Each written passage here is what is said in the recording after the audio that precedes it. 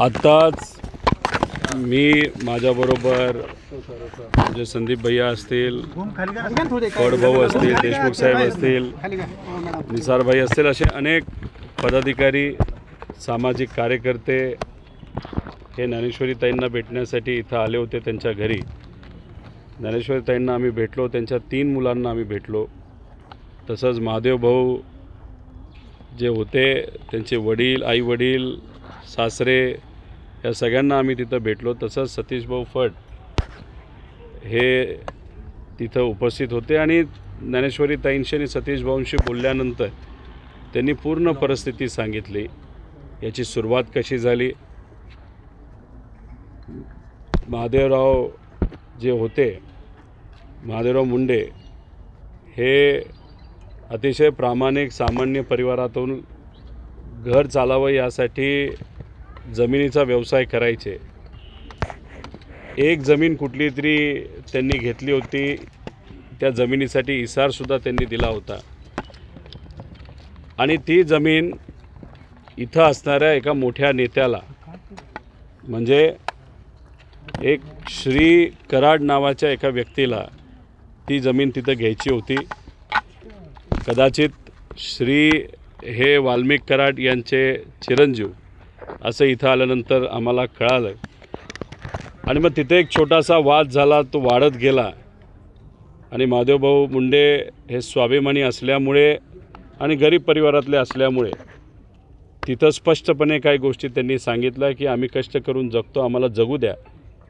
आणि मग त्याच्यानंतर वाद वाढत गेला आणि दुर्दैवाने सतीशभाऊ फड व तसंच ज्ञानेश्वरीताई मुंडे यांचं मत आहे की त्यांचा मर्डर करण्यात आला आणि त्यांच्या म्हणण्यानुसार असं कळतं आहे की श्री आणि सुशील असे 2 मुलं जे वाल्मिक कराडची मुलं आहेत, त्याच्याचबरोबर गोट्या, गीते आणि अजून काही लोक त्यांनी नावं तिथं घेतलेली आहेत. असे सर्व लोक मिळून त्या दिवशी रात्री 9:30 वाजता का 9 वाजता महादेवराव मुंडेंना तिथं फार वाईट पद्धतीने तिथं मारण्यात आलं आणि इथला एक तुकडा त्यांच्या गळ्याच्या इथला हा काढण्यात आला. ते पोस्टमॉर्टम सुद्धा आलेलं आहे की असा तुकडा काढण्यात आला होता.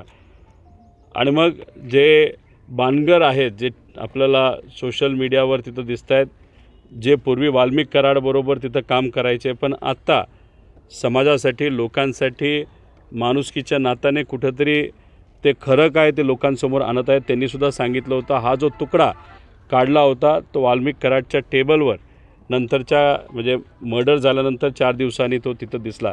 आता ह्या सगळ्या गोष्टी ज्ञानेश्वरी ताईंनी आम्हाला आज सांगितल्या, सतीशभाऊ फड यांनी सांगितल्या, त्या आम्ही सर्वांनी ऐकून घेतल्या. मीडियासुद्धा तिथं होतं. मग आम्ही SP फोन केला, कारण का झालं असं आहे की 18 महिने झाले तरीसुद्धा तिथं जे FIRमध्ये नावं यायला पाहिजे होती ती आत्तापर्यंत आलेली नाहीत. सुप्रियाताई सातत्याने ज्ञानेश्वरीताईंच्या संपर्कात आहे. त्यांच्या आरोग्याची काळजी अनेक महिन्यांपासून कशी आहे, बरी आहे का, काय अडचण आहे याचा संपर्क त्यांचा तिथं आहेत. त्याच्यावर आव्हाड साहेब स्वतः अधिवेशनामध्ये या विषयासाठी लढलेत, पाठपुरावा तिथं करत आहेत. इथं असणाऱ्या सामाजिक लोक, सर्व जाती धर्माची लोक या परिवाराबरोबर आहेत. पण SP साहेबांशी आम्ही जेव्हा बोललो तेव्हा आम्हाला खूप सकारात्मक उत्तर त्यांच्याकडनं काही मिळालेलं नाही. आमचं एकच मत होतं की एवढे पुरावे आहेत, तिथं अनेक लोकांनी सांगितलेलं आहे आणि दुर्दैव असं जेव्हा तो आपण CDR ज्याला म्हणतो की त्या परिसरामध्ये कोण कोण लोक उपस्थित होते, मोबाईलवरनं काढलं जातं. तर सगळी माहिती जेव्हा डंप केला होता, म्हणजे त्याला माहिती कम्प्युटरमध्ये घेतली होती आणि पेनड्राईव्हवर घेतली होती, ती पोलिसांनीच घेतली. पण ती तिथं अजून खोलात जाऊन त्याला निवडायचं ज्याला म्हणतो, माहिती अजून निवडून अजून कोण कोण लोक तिथं आहेत हे बघायला सरकारकडनं हा खर्च करायला पाहिजे होता. पण तो त्यावेळेस 18 महिन्यापूर्वी सतीशभाऊ फड यांनी स्वतः 1.5 लाख रुपये खर्च करून आपल्या बहिणीच्या पतीला न्याय मिळावा यासाठी त्यांनी एका चांगल्या एक्सपर्टकडनं ती माहिती काढली आणि त्यात ती नावं पुढे तिथं आले. यांचं अशी मागणी इथं आहे, एक तर न्याय मिळाला पाहिजे असं अख्ख्या संबंध महाराष्ट्राची मागणी आहे. कारण परवा जेव्हा बाणगरांनी तो व्हिडिओ तिथं दाखवला होता, त्या व्हिडिओमध्ये जे फोटो दाखवले ते फोटो बघितल्यानंतर अतिशय वाईट वाटतं, डोळ्यात पाणी येतं. अशा पद्धतीने तिथं जर खून झाला असेल त्यामुळे अख्खा महाराष्ट्र या कुटुंबाबरोबर आहे. यांची मागणी आहे एक तर SIT जी निर्माण केली गेली आहे तिचं काही हालचाल तिथं दिसत नाही. त्याच्यामध्ये पूर्वी त्या काळामध्ये एक संतोष साबळे नावाचे PI होते असं आम्हाला समजते, असं आम्हाला सांगितलं. त्यांना या SITमध्ये घेण्यात यावं अशी इच्छा इथं ज्ञानेश्वरीताईंनी व्यक्त केली. भारतात नसल्यामुळे त्यांचा चार्ज हा उमाप साहेबांना दिलेला आहे. उमाप साहेबांशी आत्ता आम्ही बोललो, SP साहेबांशी बोललो. मग उमाप साहेबांच्या हातामध्ये तो विषय असल्यामुळे कदाचित ते जालन्यामध्ये आहे ते साबळे, संतोष साबळे, त्यामुळे त्यांना इथं जर नियुक्ती द्यायची असेल तर तो त्यांचा अधिकार आहे. त्याच्याचबरोबर यांची मागणी आहे खुमावत, पंकज खुमावतांना याच्यामध्ये आणण्यात यावं. आता हा जो अधिकार आहे तो इथं कोणाच्या ह्याच्यात नाही आहे, तो आहे रश्मिताई शुक्ला जे या राज्याचे पोलिसांचे प्रमुख आहेत. त्यांचा फोन आम्ही प्रयत्न केला, फोन काय तिथं लागलेला नाही. त्यामुळे त्यांच्या बाबतीतसुद्धा आम्ही पाठपुरावा करू. या गरीब महिलेचं म्हणणं असं आहे की आम्हाला CM साहेबांना भेटायचं आहे, भेटून दिलं जात नाही. आम्हाला इथला पालकमंत्री साहेबांना भेटायचं, बीडला भेटण्यासाठी सुद्धा हे गेले होते, भेटून दिलं नाही पोलीस अधिकाऱ्यांनी. आणि एकनाथ शिंदे साहेबांना भेटायचं म्हणजे सत्तेत असणाऱ्या प्रत्येक व्यक्तीला भेटून आम्हाला फक्त न्याय द्या अशी मागणी इथं ते करत आहेत. त्यामुळे आपल्या माध्यमातून हे जे 3 मोठे नेते आहेत या राज्याचे त्यांना मी विनंती करतो की यांच्याकडनं आपल्याला फोन करण्याचा प्रयत्न केला जाईल, नाहीतर आपण आपल्या यंत्रणेच्या माध्यमातून या परिवाराला फोन करून CM साहेब जे होम मिनिस्टरसुद्धा आहेत, देवेंद्र फडणवीस साहेब, अजितदादा पालकमंत्री आहेत आणि एकनाथ शिंदे साहेब या तिघांना विनंती करतो की आपण आपला वेळ देऊन यांचं थोडंसं ऐका. हे जे म्हणतात ते पुराव्यासकट म्हणत आहेत, तिथं त्यांना न्याय द्या. आम्हीसुद्धा आमच्या परीने जिथं कुठं मदत करता येईल ती मदत त्या ठिकाणी करणार आहोत. आम्ही पोलीस प्रशासनाला विनंती करतो या परिवारावर खांद्याला खांदा लावून सर्व जाती धर्माची लोक आंदोलनाला बसली होती आणि त्यांच्यावर सुद्धा या पोलिसांनी कारवाई केलेली आहे. सामाजिक विषयासाठी जर कुणी आंदोलन करत असेल त्याच्यावर तुम्ही कारवाई करत असाल तो पूर्वी परळी हा जो भाग आहे अतिशय पवित्र भाग आहे, चांगली लोक आहेत, प्रामाणिक लोक आहेत. फक्त ठराविक मोजक्या लोकांमुळे या भागाचं नाव त्या ठिकाणी खराब केलं जातं आहे. आणि इथं जर दहशत एवढी असेल की आजसुद्धा जर या लोकांवर तुम्ही कारवाई करत असाल हे कदापि मान्य केलं जाणार नाही. त्यामुळे कुठेही काही त्या ठिकाणी अडचण झाली नाही पाहिजे. आणि या परिवाराला म्हणजे ज्ञानेश्वरीताई मुंडे आणि सतीश भाऊंनासुद्धा पोलिसांकडनं प्रोटेक्शन हे दिलं गेलं पाहिजे. कारण का या भागामध्ये जे श्री नावाची व्यक्ती आहे कराड, श्री कराड, त्यांच्या परिचयाचे काही लोक हे चुकीच्या कामामध्ये आहेत. त्याच्यात गांजा विकणं असेल, नाही तर अजून काही ड्रग्ज असतील याच्यामध्ये. आणि ती जी माणसं आहेत ती ठराविकच लोक आहेत, ते लोक अतिशय विचित्र प्रवृत्तीची आहेत आणि ते लोक उद्या जाऊन काही करू शकतात या परिवाराला, नाही तर इथं असणाऱ्या सामाजिक कार्यकर्त्यांना. पोलिसांनी पूर्णपणे जबाबदारी या बाबतीतली घ्यावी अशी विनंती या ठिकाणी आम्ही सर्वजण करतो. त्यामुळे वाल्मिक कराड आणि जे कोणी त्यांच्या परिवारातले त्यांच्या परिचयाचे जबाबदार असतील त्यांना त्या ठिकाणी या FIRमध्ये त्यांचं नाव येऊन त्यांच्यावर कारवाई तिथं झाली पाहिजे अशी आमच्या सगळ्यांची, ज्ञानेश्वरीताईची, सतीश भाऊंची, इथं असणाऱ्या प्रत्येक व्यक्तीची अशी मागणी आहे. एक मी सांगतो, जन आंदोलन हे कुठला नेता उभा करत नसतो, लोकातून हे उभं होत असतं. आजसुद्धा आपण जर बघितलं तर इथं हजारो लोक आलेली आहेत ज्ञानेश्वरीताईंना पाठिंबा द्यायला. काल परवासुद्धा जेव्हा घटना घडली, जेव्हा त्यांनी आत्मदहन करण्याचा प्रयत्न केला, अनेक लोक भावनिक होऊन, आणि मला असं कळतं की त्यांचे सासरवाडी आणि त्यांचं माहेर हे दोन्ही गावाली पूर्णपणे पाठिंबा या आपल्या ताईला तिथं दिलेला आहे. मला लोकांना विनंती करायची आहे की आम्ही कार्यकर्ते आहोत, आम्ही जिथं कुठं आंदोलन असेल साईडला तिथं बसलेलो असू, पण आम्ही पाठिंबा तिथं देऊ. पण जोपर्यंत लोक एकत्रित येणार नाही तोपर्यंत या ज्ञानेश्वरीताईंवर अन्याय झाला आहे असे अनेक आहेत, सगळ्यांना माहिती अनेक आहेत. पण फक्त इथं दहशत असल्यामुळे लोक बाहेर येत नाही. त्यांना विनंती करतो की त्यांची प्रोटेक्शनची काळजी इथे असणारे सामाजिक कार्यकर्ते करतील. पण जे खरं आहे ते लोकांसमोर आलं पाहिजे आणि लोकांनी हा विषय हातात घेतल्याशिवाय जे लोक प्रशासनावर प्रेशर आणत आहेत ते लोक तोपर्यंत घाबरणार नाही, नाही तर थांबणार नाही. लोकांनाच हा विषय कुठेतरी हातात घ्यावा लागेल. दादा, तब्बल 21 महिने 10 दिवस होत आलेले आहेत आणि आणखीन अल्टिमेटम किती द्यायचे? नाही बघा, ताईचं असं मत आहे की एकदा एक प्रयत्न म्हणून मुख्यमंत्री साहेबांना आम्हाला भेटू द्या, उपमुख्यमंत्री जे 2 आहेत त्यांना तिथं भेटू द्या. SIT स्थापन झाली, अपेक्षा होती SIT स्थापन झाल्यानंतर काहीतरी होईल, पण त्या SITतून काही झालेलं नाही. अशा लोकांना जबाबदारी दिली तर कदाचित इथं अनेक वर्ष आहेत. त्यामुळे त्यांच्याकडे न्याय मिळेल असं वाटत नाही लोकांना. त्यामुळे त्यात बदल झालेच पाहिजे. ते 2 बदलसाठी आम्हीसुद्धा प्रयत्न करू. सरकारला त्या ठिकाणी विनंती करतो. पण थोडा वेळ ताई म्हणत असेल तर नेत्यांना भेटून काय होतं का बघू.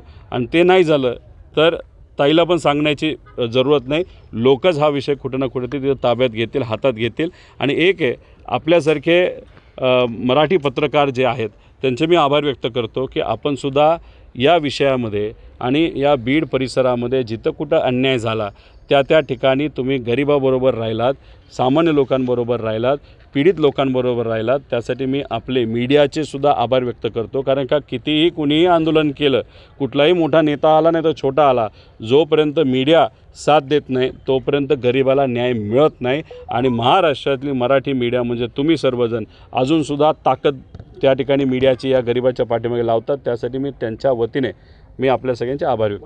गुन्हेगारांना बाजूला सोडून तुमच्याच पक्षातल्या काही जणांना, पदाधिकाऱ्यांना गुंतवण्याचा प्रयत्न केला जातोय.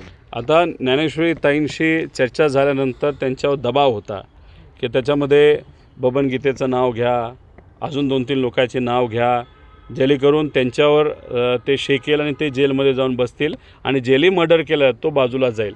पण हे सर्व प्रामाणिक लोक दिसत आहेत. अतिशय प्रामाणिक पद्धतीने स्वतःच्या हक्कासाठी ते लढतात. त्यांच्यावर दुःखाचा डोंगर हा ढासळलेला आहेच, पण तरीसुद्धा न घाबरता आणि अनेक धमक्या त्यांना तिथं काही ठराविक अप्रत्यक्षपणे लोकांनी दिल्या तरी ते ताकदीने तिथं लढत आहेत. त्यामुळे त्यांनी तिथं उगाचंच नाव कोणाचं घेतलं नाही. आणि गेल्या वेळेस जर तुम्ही बघितलं असेल की जेव्हा बबन गीतेलासुद्धा अडकवण्याचा प्रयत्न झाला आणि दुर्दैवाने त्याला अडकवलं तेव्हासुद्धा मी तिथं बोललो होतो की याच्या मागे वाल्मिक कराडच आहे. आणि त्या केसमध्ये सुद्धा जर आपण खोलात गेला त्याच्यामध्ये सुद्धा वाल्मिक कराडचीच लोक निघतील. आणि बबन गीतेला मात्र तिथं मुद्दामून अडकवलं आहे. म्हणजे इथं काय आहे की मदत तिसऱ्याला करायचा आणि दुसऱ्यालाच कोणातरी केसमध्ये अडकून द्यायचं आणि त्या पद्धतीने तिथं फॅब्रिकेशन करायचं. इथं जी रेल्वे लाईन आहे त्या रेल्वे लाईनवर तुम्ही अंदाजा घ्या किती लोकांचे तिथं ॲक्सिडेंट झाला असं दाखवलं, पण तो ॲक्सिडेंट होता का मर्डर होता हे सुद्धा खोलात जाऊन. आणि एक आहे, आमच्या सगळ्यांचं असं मत आहे की वाल्मिक कराडची जी प्रॉपर्टी आहे ती हजारो कोटीची आहे. आता स्वतःला सामाजिक कार्यकर्ता म्हणतो, त्यांच्या समाजाचे व इतर समाजाचे इथं असणारे लोक अक्षरशः साध्या पत्र्याच्या नाही तर झोपडीमध्ये तिथं राहतात. आणि या महाशयाची 1000 कोटीची प्रॉपर्टी होती कशी? आता आमची मागणी अशी आहे की SIT तुम्ही या विषयात लावली, एक वेगळी SIT लावा की एक तर 1000 कोटीची प्रॉपर्टी झाली कशी आणि त्या 1000 कोटीच्या प्रॉपर्टीमध्ये कोण कोण पार्टनर आहे याचासुद्धा अभ्यास त्या ठिकाणी झाला पाहिजे. आणि आमचं असं मत आहे की हे 1000 कोटी सरकारने जप्त करावे आणि जो व्यक्ती पोलीस स्टेशनमध्ये जाऊन आमच्यावर अन्याय झाला, आमच्या जमिनी हडपल्यात, आमच्या महिलांवर अन्याय तिथं झालेला आहे, आमच्या कोणाच्या जवळचा मर्डर या व्यक्तीने तिथं केलेला आहे, ती 1000 कोटीची प्रॉपर्टी ती सरकारने विकावी आणि या गरीब लोकांना त्या पैसा डायरेक्ट त्यांच्या अकाउंटला तिथं द्यावा अशी सुद्धा आम्ही सर्वजण मागणी करतो. हे बघा, आता पूर्वी जी काही लोक घाबरत होती ती आता तिथं घाबरत नाही. आम्ही कोणालाच घाबरत नाही. तर आज खरंच घाबरायचं झालं असतं तर आम्ही आत्ता कुठेतरी सत्तेत जाऊन तिथं बसलो असतो, पद एखादं मिळालं असतं. तुम्ही जर बघा, एक फार आश्चर्याची गोष्ट घडली. 25 तारखेला EDच्या सोशल मीडिया अकाउंटवर इंग्लिशमध्ये ट्विट केली गेली की रोहित पवारवर अशा पद्धतीने चार्जशीट केली गेली, अशी कारवाई केली. मी एकटा अख्ख्या देशामध्ये मी एकटा असा व्यक्ती आहे की आज परत 4 दिवसानंतर हिंदीमध्ये ट्विट केली गेली, तीच इंग्लिश गोष्ट हिंदीमध्ये आज केली गेली. म्हणजे आम्ही आमच्यावरसुद्धा दबाव आणण्याचा प्रयत्न तिथं केला जातो आहे, पण तरीसुद्धा आम्ही घाबरत नाही. आणि या पवित्र भागामध्ये अतिशय आध्यात्मिक पवित्र आणि चांगली लोकं इथं आहेत. फक्त काय ठराविक लोकांच्यामुळे इथलं नाव दुर्दैवाने खराब झालेलं. आणि ठराविक लोक म्हणजे मला कधीकधी हास्य वाटतं की काही लोक म्हणतात की बीडचं नाव खराब केलं जातं आहे, परळीचं नाव खराब केलं जातं आहे. अहो, बीडचं आणि परळीचं नाव हे स्वर्गीय गोपीनाथजी मुंडे साहेब असताना अतिशय मान सन्मानाने घेतलं जात होतं. नेताच मोठा होता, लोकांच्या हिताचं काम त्यांनी मनापासून तिथं केलं त्यावेळेचे नेते. आणि आज जर आपण बघितलं वाल्मिक कराडसारखा नेता ज्याची 1000 कोटीची प्रॉपर्टी झाली. अहो, इथं गरिबाचं काय चाललं आहे बघा, जेवायला वांदेत आणि बरेच लोक परळी सोडून बाहेर जायला लागलेत, म्हणजे घरं सोडून जायला लागलेत. आणि हा नेता म्हणजे कोण तर वाल्मिक कराड 1000 कोटीची प्रॉपर्टी करत असेल. अरे ह्या लोकांना नेता तर आज नाव कोणामुळे खराब होत असेल तर वाल्मिक कराड आणि हे जे गुंड त्यांनी पाळलेली आहेत फक्त स्वतःच्या स्वार्थासाठी, यासाठी या परिसराचं, पवित्र परिसराचं नाव खराब होते असं म्हणावं लागेल. दुर्दैव तेच आहे की पोलीस दाखवते की शोध घेते. तुम्ही जर बघितलं तर याच्या आधी काही VIP केसेसमध्ये म्हणजे तिथं काल परवाच तुम्ही खडसे साहेबांचा विषय तिथं बघितला, त्यांच्या जावायचा फार कुत्री घेऊन पोलीस तयार होते की आता आपल्याला रेड टाकायची. म्हणजे मोठ्या मंत्र्या म्हणजे विरोधातल्या एखाद्या नेत्याच्या नातेवाईकाला आत घेण्यासाठी, कारवाई करण्यासाठी तुम्ही सज्ज असता आणि दुसऱ्या बाजूला गरिबाला त्या ठिकाणी न्याय मागण्यासाठी तो फिरावं लागतं. आता ही आपली बहीण 2 वर्ष झालं प्रयत्न करत आहे. आता तिला किती वेळा तरी पोलीस स्टेशनला जावं लागलं. SP त्यांचा ऐकून घेत नव्हते का आत जाऊन देत नव्हते, त्यामुळे आत्मदहन करण्याचा प्रयत्न तिथं केला. आणि आम्ही आमदार असताना जेव्हा मुंबईमध्ये आमच्या एका कार्यकर्त्याची तब्येत कशी हे विचारण्यासाठी पोलीस स्टेशनला गेलो तेव्हा आमच्यावरच मोठ्या आवाजात तिथं असणारा पोलीस अधिकारी बोलायला लागला आणि आमच्यावर तिथं कारवाई झाली. म्हणजे माझ्यावर आणि आव्हाड साहेब जे या केसमध्ये सुद्धा लक्ष देऊन आहेत यांच्या, म्हणजे आमचा तोच म्हणणं होतं की आमदाराला जर असं वागवत असतील तर अशा गरीब लोकांना कसं ते वागवणार आहेत. त्यामुळे इथं कुठेतरी काहीतरी मूर्त इथं असणारे प्रशासन कोणाला तरी वाचवतं आहे असं सगळ्यांचंच इथं असणाऱ्या लोकांचं मत आहे. दुर्दैव आहे आत्तासुद्धा ताईचं हेच मत आलं की काहीच होत नाही, काहीतरी झालं पाहिजे आणि ते होत नसल्यामुळे परवा दुर्दैवाने म्हणजे 3 मुलं त्यांची आहेत तरीसुद्धा एक आईली आत्मदहन करण्याचा प्रयत्न केला. सहसा आई कधीच तसं करत नाही, पण तिच्या मनावर किती ताण असेल, प्रेशर असेल, ज्यामुळे ती काहीतरी करण्याचा प्रयत्न करत असेल, याच्यावरून समजून घ्या की कुठेतरी पोलीस प्रशासन कमी पडते. पोलीस प्रशासनाला आम्ही विनंती करतो की आता हलगर्जीपणा चालणार नाही. परळीमधले सामान्य लोक, बीडचे लोक आता ताकदीने एकमेकाच्या पाठीमागे उभे राहायला सुरुवात झालेली आहेत. त्यामुळे हे लोक नक्कीच तिथं प्रेशर निर्माण करून या पोलीस प्रशासनाला त्यांचं ऐकावं लागेल.